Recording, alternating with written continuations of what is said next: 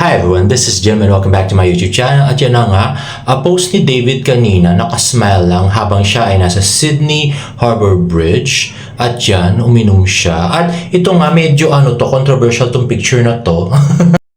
Kasi pag first glance, akala nila nangamot daw si David ng Sabi nga ni Derek Monasterio. Sabi ni Derek, what you touching? Sabi naman nung isa, I had to look twice to not unsee. Grabe, akala nila talaga may nawakan siya doon. Pero hindi, guys. Hawak niya po yung wine glass niya. Ayan, kitang-kita. Naka-4 lang kasi siya, kaya medyo natakpan. At masasama lang yung isip ng mga nakakita. Anyway, pinost niya ulit to sa Facebook at sabi, I miss you daw.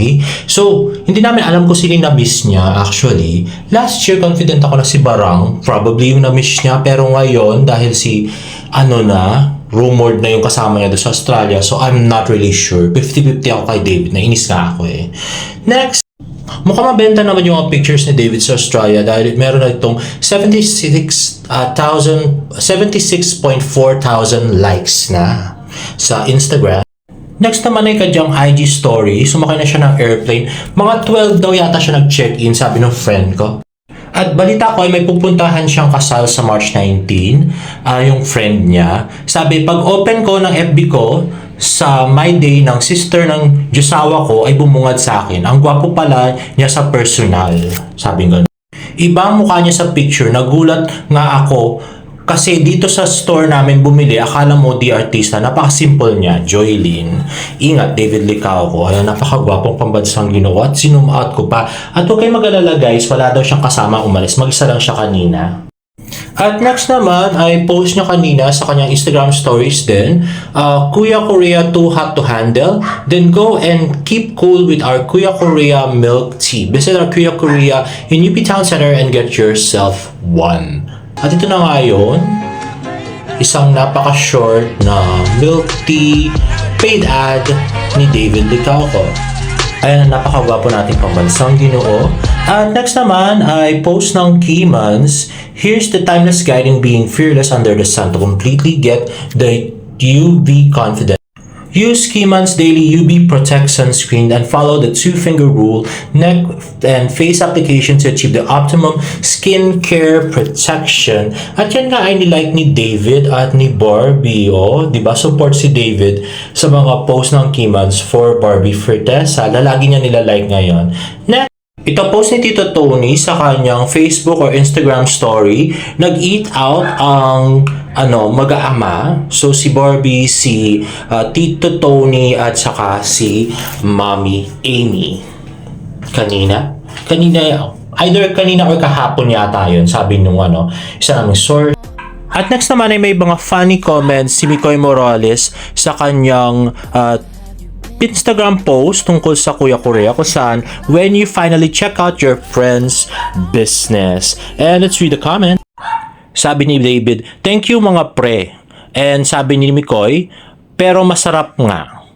Tapos, next naman ay nilibre naman kayo, sabi ni Enzo Pineda. Muntik nang hindi, pero oo naman, sabi ni Mikoy Morales. Mga kuloko, pinagluloko si David. And next ay post ni David Licao sa kanyang Instagram stories. Ayan, nasa Taipei, Taiwan na siya with some of his friends and some relatives. At ito na nga, ayan, kasama na si David sa picture. Napaka-simple, naka-t-shirt lang. At maraming friends and relatives there in Taipei, Taiwan. Next, ang sabi ni Barbie ay kaabang-abang daw yung pilot episode ng Pulang Araw. Let's watch this. Tawid naman tayo sa Pulang Araw. Okay. Kumusta yung experience sa TV? May mga premises na ba na lang?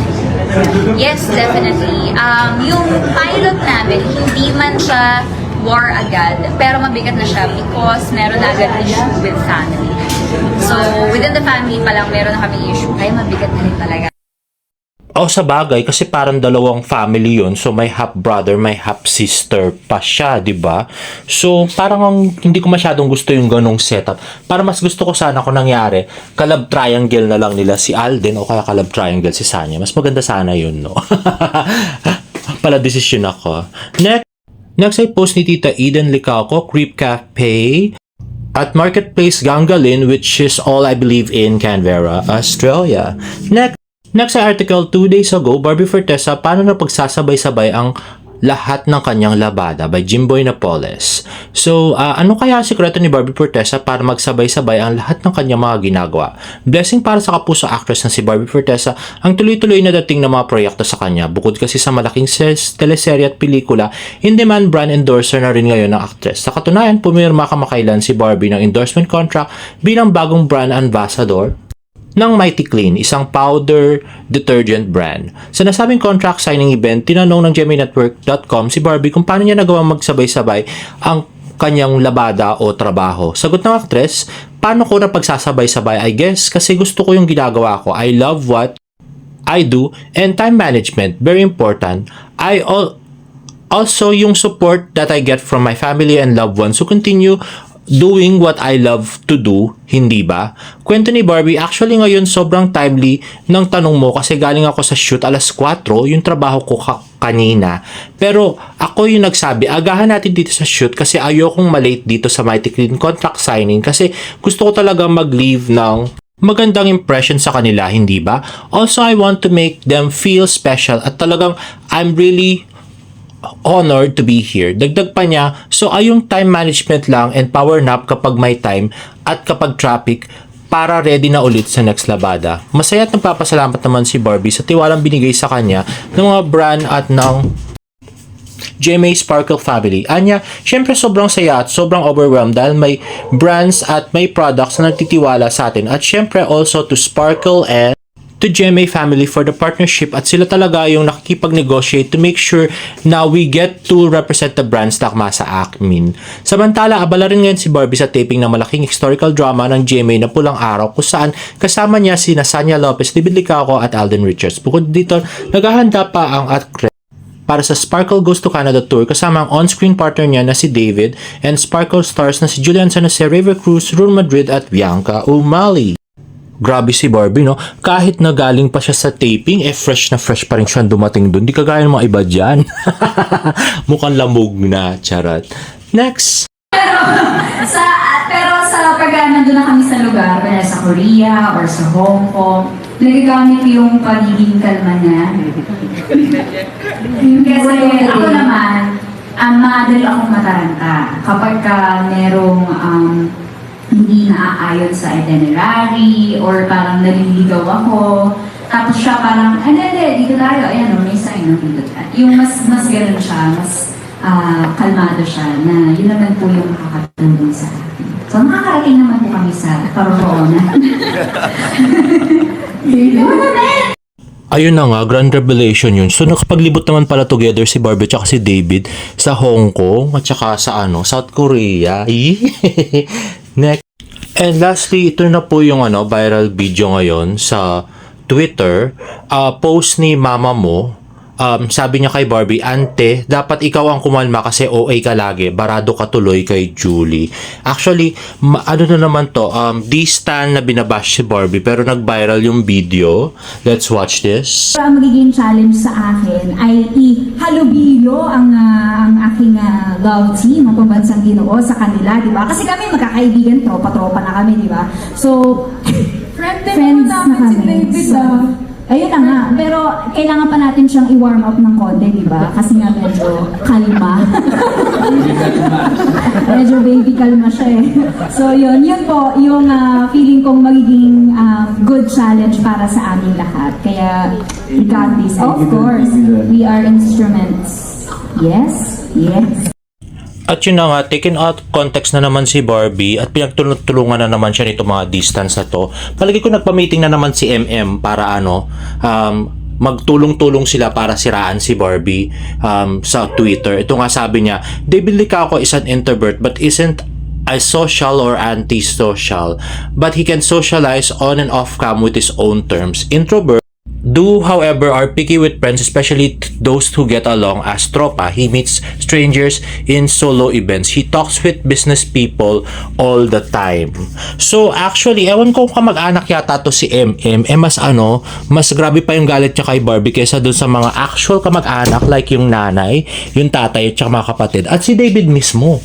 Kasi sabi nga ni David, si Barbie lang yung kaklose niyang babae sa showbiz. So, Grabe tong si MM maka-concern, di ba? Daig niya pa si David. Ibig sabihin, mas patalino pa siya kay David. Mas alam niya na masama yung intensyon ni Barbie kaysa si David mismo. Di ba? Parang tanga lang. Nakagigil tong mga to. Napakayabang nitong MM na to. Si Tita Eden nga gustong ma-meet in person si Barbie Fortesa. Para kasi idol niya rin si Barbie. Tapos ikaw, ang kapal mong siraan si Barbie online. Hindi ka man kamag-anak ni David. Mas concern ka pa. Ano ka ba, shareholder sa mga kinikita ni David Licauco? O baka naman siguro binayaran ka.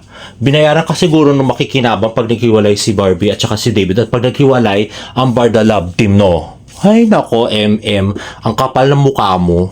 Ito pa yung mga ibang makakapal ng mukha na kasama niya. Ito, isa pa to. Ito si Telly 23 na mukhang asong kahul ng kahul laban kay Barbie. Si Ali. Si Jenna na may sinabing may superiority complex daw si Barbie Fortesa. Superiority complex mo mukha mo. Si April Love, weakness talaga ni David yung lagi niya pa na si shade, haha. Pero with a twist, syempre yung kunwari concern ka lang. Ito yung totoo, kontrabida sa mga serye, yung palalim na lumaban, haha. Best ka talaga der, girl, haha.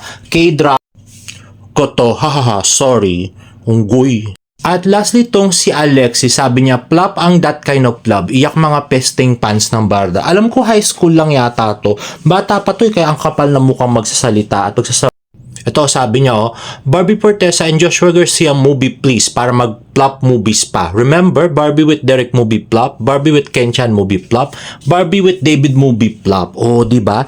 Fan niya ni David pero gusto niya mag-plop yung movie. Parang tanga, di ba? Nakakagigil talaga.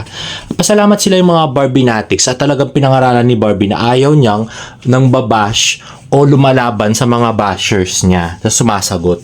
Gusto niya tahimik lang sila kasi hindi naman importante itong mga unggoy na na mga David Stan na lumalaban nga na binabash nga si Barbie. Pero I think it would be best kung si David mismo magsasalita at patigilin niya yung mga bashers ni Barbie. Total, nakikinabang naman siya do sa love team para hindi masyado nababash si Barbie Fortesa, di ba? Na lang, pagka-gentleman na lang na talagang ipagtanggol niya rin si Barbie, di ba? Grabe. Para hindi naman wala namang mga unggoy na distan na nananalangin na mag-plop nga yung that kind of love. Nakakagigil talaga. Hindi na nahiya sa mga producers. At anyway, meron nga pala tweet si Kai na tapos kapag tinanong mo kung bakit sila galit na galit, basta raw nagiinit ang dugo nila kay Barbie. Ang lala nila, grabe. Actually, sila talaga yung nagpapalala ng mga bagay-bagay sa Twitter ngayon. Yung mga distance, evil distance. Nakatulad ni MM, si Telly, yan, si April Love. Yan yung mga evil distance na nasa Twitter ngayon. So, sana mawala sila. Sana naman mag-speak up si David laban sa mga to para tigilan nila yung pambabash kay Barbie. Total, kahit naman mawala yung mga yung mga unggoy na yun, magti-trending pa rin naman si David at saka may manunod pa rin ng pelikula. As if naman manunod naman yung mga unggoy na yan, lalo na yung Alexis. Nako, yung batang bruhang yun. Ay, nako, nakakagigil. Sana sana bumalik sa kanila, makarma sila doon sa mga pinagsasabi nila, sa kanila bumalik lahat. Nakakagigil. Ang bait-bait ni Barbie tapos kinaganyan-ganyan nila. Ang kakapal ng mukha. Anyway, guys, if you like this video, please give it a thumbs up and please subscribe to my YouTube channel for more Barda updates. See you in my next vlog. Bye!